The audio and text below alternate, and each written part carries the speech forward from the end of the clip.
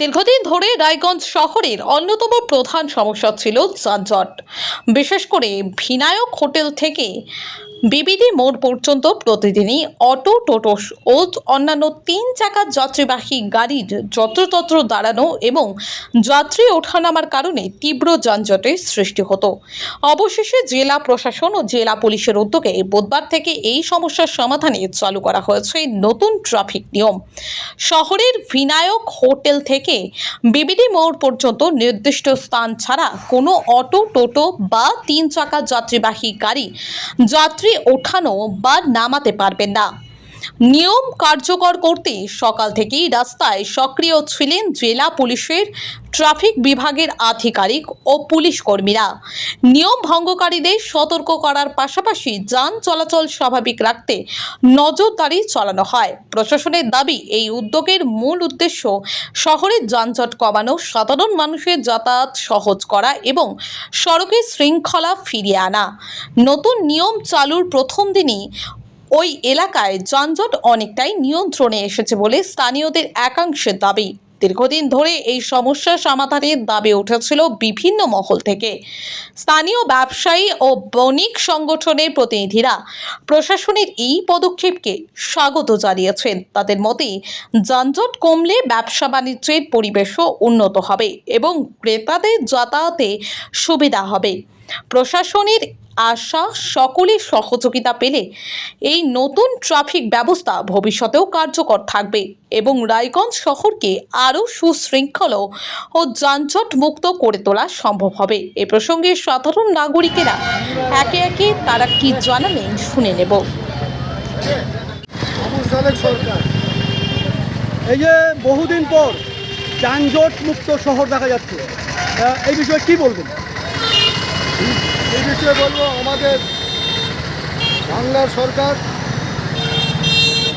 যানজট যেভাবে বলছিল, এই সরকার যেভাবে মানুষকে প্রতিশ্রুতি দিয়েছিল যানজট থাকবে না শহরে, সেই যানজট সরকার কথা দিয়েছিল, কথা রাখছে। আমরা দেখছি শহরে এখন সব যানজট সব মুক্তি, ভালো চলছে সরকারের। কিন্তু বিগত সরকারও একাধিকবার উদ্যোগ নিয়েছে, আখেরে সেভাবে কোনো কাজ হয়নি। বিগত সরকার যেভাবে বলছিল, বিগত সরকার কাজ করে নাই, সব খালি ভাওতাবাজ দিয়ে চলছিল, প্রশাসন কোনো কাজ করেনি। এইবারে সরকার যে উদ্যোগ, প্রশাসন যেভাবে কাজ করছে, খুব ভালো উদ্যোগ দিচ্ছে, ভালোভাবে কাজ করছে, ভালোভাবে কাজ হচ্ছে। কিন্তু ইতিমধ্যেই আপনার মতন অনেক সুনাগরিক এই বিষয়ে প্রশাসনকে এবং সরকারকে সাধুবাদ জানিয়েছেন, কি বলবেন? একদম বাংলার মানুষ এই সরকারের সাধুবাদ জানাচ্ছে এবং মানুষ সব নিরাপত্তা আছে, মানুষ শান্তিতে আছে। এবং প্রশাসন যে তৎপর রয়েছে সেই বিষয়টা কেমন চোখে দেখছে? প্রশাসন খুব ভালো দেখছে, প্রশাসন খুব ভালো উদ্যোগ নিয়ে ভালো কাজ করছে। এই সরকার যেভাবে বলছে সেভাবে কাজ করছে। সরকারকে আর প্রশাসনকে সাধুবাদ জানাই, খুব ভালো কাজ করছে। আজকে যে উদ্যোগ সরকার যেভাবে বলছে সেভাবে কাজ হচ্ছে। দিদি, আপনার নাম? আমার নাম মৌমিতা গাঙ্গুলি। কোথায় বাড়ি? বিধাননগর। এই যে দীর্ঘদিন পর যানজট মুক্ত শহর পাওয়া গেল প্রশাসনের উদ্যোগে, এই বিষয়ে কি বলবেন? এটা খুবই ভালো একটা উদ্যোগ, কারণ এই টোটো এবং প্রচুর এত যানজট হচ্ছিল, স্কুল টাইমে সময় মতো পৌঁছানো যাচ্ছিল না। এখন এই জিনিসটা যেহেতু যানজটমুক্ত থাকছে, প্রশাসনের এই উদ্যোগের কারণে আমাদের নিত্যযাত্রীদের যাতায়াতে অনেকটা সুবিধা হচ্ছে। প্রশাসনের এই উদ্যোগকে কি বলবেন? অবশ্যই সাধুবাদ জানাবো। এটা খুব ভালো উদ্যোগ এবং ভবিষ্যতে এই উদ্যোগটা জারি থাকলে আমাদের নিত্যযাত্রীদের খুবই সুবিধা হবে। দাদা, আপনার নাম? আমার নাম সুব্রত বর্মন।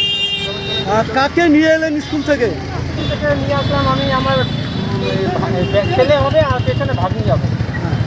কিন্তু এই যে যানজট মুক্ত শহর দেখা যাচ্ছে, প্রশাসন যেটা উদ্যোগ নিয়েছিল সেটা আজকের থেকে লাগু এবং একদম পরিষ্কার দেখা যাচ্ছে, কি বলবেন এই বিষয়ে? হ্যাঁ, খুব ভালো উদ্যোগ নিয়েছে প্রশাসন।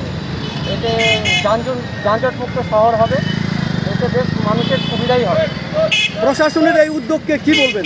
অনেক সাধুবাদ জানাচ্ছি, প্রশাসন অনেক ভালো কাজ করছে রায়গঞ্জে। দাদা আপনার নাম? নমস্কার, আমার নাম রাজদীপ আচার্য। আমি গঙ্গারামপুর থেকে এসেছিলাম, রায়গঞ্জে কর্মসূত্রে আমি এসেছি। তো এখানে এসে যেটা আমাদের গভর্নমেন্ট যেটা টোটো চালকদের জন্য যেটা বার্তা রেখেছে, সেটা আমি আজকে রায়গঞ্জে এসে দেখতে পাচ্ছি যে তারা অনেক নিয়ম শৃঙ্খলার মধ্যেই তারা যে বাউন্ডিং তৈরি করে দিয়েছে সরকার, সেটা খুব সুন্দরভাবে তারা পালন করছে। এবার ওরা যে নির্দিষ্ট জায়গা থেকেই যে প্যাসেঞ্জার ওঠানো সেটাই বাস্তব প্রতিফলন আমরা দেখতে পাচ্ছি। ঠিক আছে, খুব ভালো লাগলো। সরকারের যে বাইন্ডিং দিয়েছে জনসাধারণ আম পাবলিকের জন্য, তো জনসাধারণ সেটা অবশ্যই পালন করছে। এর জন্য আমরা জনসাধারণকে অনেক সচেতন এবং অনেক ধন্যবাদ জানাই। তার সাথে যারা আমাদের মাধ্যমে আপনি যে আপনার চ্যানেলের মাধ্যমে যেটা লাইভ করছেন, সেটা আপনার চ্যানেলে প্রত্যেকটা দর্শক দেখেও খুব উৎফুল্লিত হবে যে না, মোটামুটি রায়গঞ্জের পরিবেশটা আগের তুলনায় যেরকম দেখে এসেছি আমরা, সেক্ষেত্রে অনেকটাই তার বিপরীত। ধন্যবাদ।